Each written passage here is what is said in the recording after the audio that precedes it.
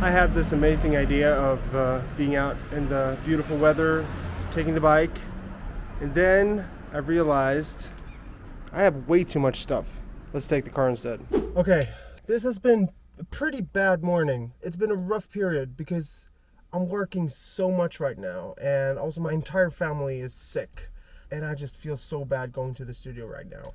This is something we don't talk about that much in music, about the commitment time-wise, how much time we put into this craft and the amount of money it actually brings. It's so hard to justify so many times, especially if you have a family and they're supposed to understand why you prioritize as you do.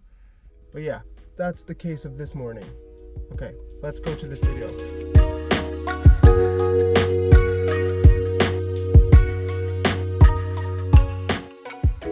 So in this episode, we're going to work with the vocal arrangement and sort of make the foundation with the vocal done. Usually, it'll take me roughly 3 days to finish a song, and the first portion is oftentimes most of the vocals recorded. The second day is a lot of editing, and I would say the third day is working on the production and getting the mix done. So I roughly do a song in 3 days from start to finish. I think vocal arrangement and recording vocals is so key, because if you nail your vocals from the get-go, then you have so much time saved, because then you'll know during the production phase when the production's done. Some songs have a lot of space to fill with production, and some songs has none. And you won't know for sure until you have all the vocals done and set in the song. Okay, so I've had the chance to go over the song. I got a selfish love, I can't get enough.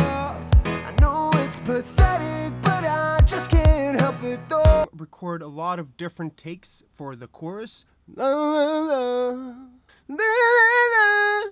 Pathetic, but I just can't help it though. I've only worked with the main chorus because I had this vision of making a gospel vibe to the chorus, which requires some vocals, and quite a lot of them actually. So that's what I tried to do here.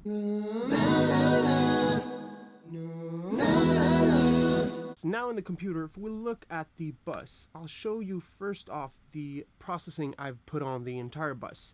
If we look at the plugins, I start off with a de-esser just to tame those harsh frequencies on the top. Then we'll open up the rack, because here I've actually opened up a preset called the mid-side decoder matrix, and you'll find that through the factory sounds, all effect patches. If we open up this one, you'll see the utility folder, and there you have it. When you start off, you actually have one EQ, and it's sort of boosting the low band frequency, and I'm not interested in doing that. Also, it's mainly focusing on the side portion of mid-side EQing, and I wanted to be able to even control the mid portion. So what I did was I copied the EQ, and then I routed it so that from here on the device input, I sent the left channel into one of the equalizers and the right channel into the right side of the equalizer. And then on the output, I then go back into Thor, and through Thor here, you have the split section where it'll split the signal into mid and side. So that's the genius of how you split the signals. I'll turn off the mid EQ. Now we should only hear the side portion of the sound. Let's listen.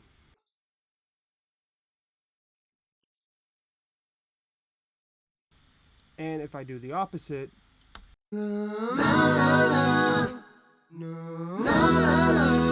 now we only hear the middle. So this is how you set it up. So this is the EQ. What I've done is I've actually done a pretty hefty scope in the middle, around 1K, like 1.3-ish. And the cool thing is we're actually sort of tucking the choirs back into the lead vocal, because around 1K is so important for lead vocals. So what happens is we actually make the choirs go back a little, but we won't lose those frequencies because they're still on the sides. We haven't touched the sides on 1K. So That's the cool thing and beauty of using mid-side EQing. You won't delete any frequencies, but you carve out space for other things within the spectra to sort of live.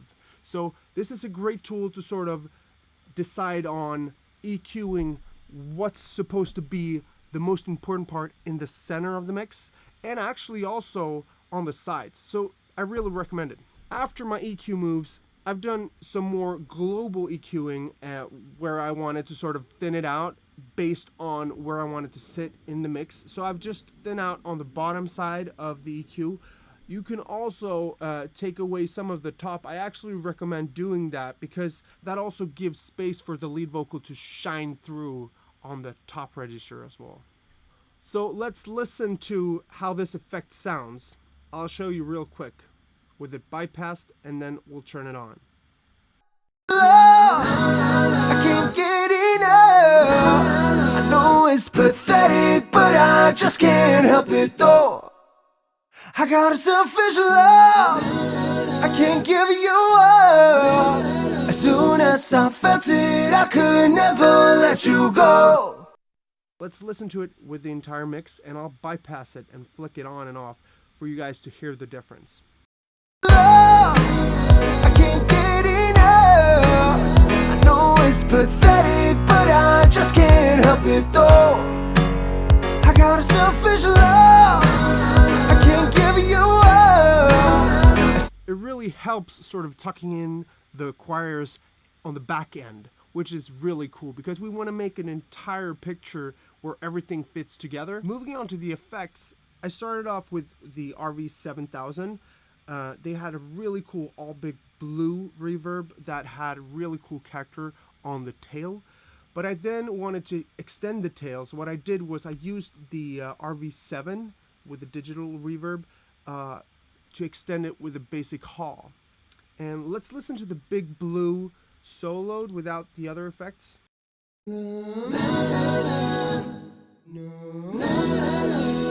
Pathetic, but I just can't help it though. So it's a pretty cool tail on that reverb. Let's tuck that in with the hall reverb.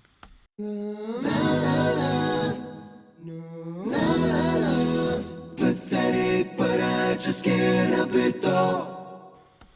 So to my ears, that sounds really cool, but it takes up a lot of space and it sort of clouds the actual vocal performance a little. So what I wanted to do was clean it up a little with an EQ and also push the mid frequencies around 2K. I've boosted, I think it's 4 dB. Let's see, it's 1.97, so around 2K. Let's listen to the EQ in.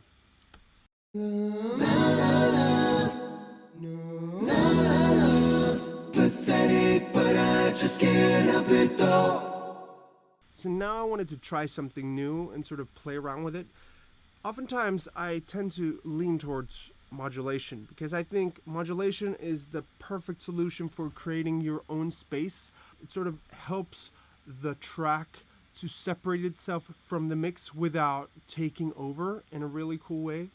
In this case, I've used a gentle phaser from the sweeper modulation effect, and I've only sort of backed down on the frequency to sort of make the effect not too prominent. So let's listen without the effect and then listen with it on.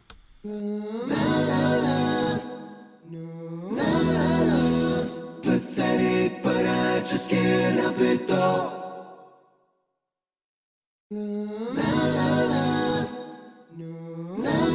Soon as I felt it, I could never let you go.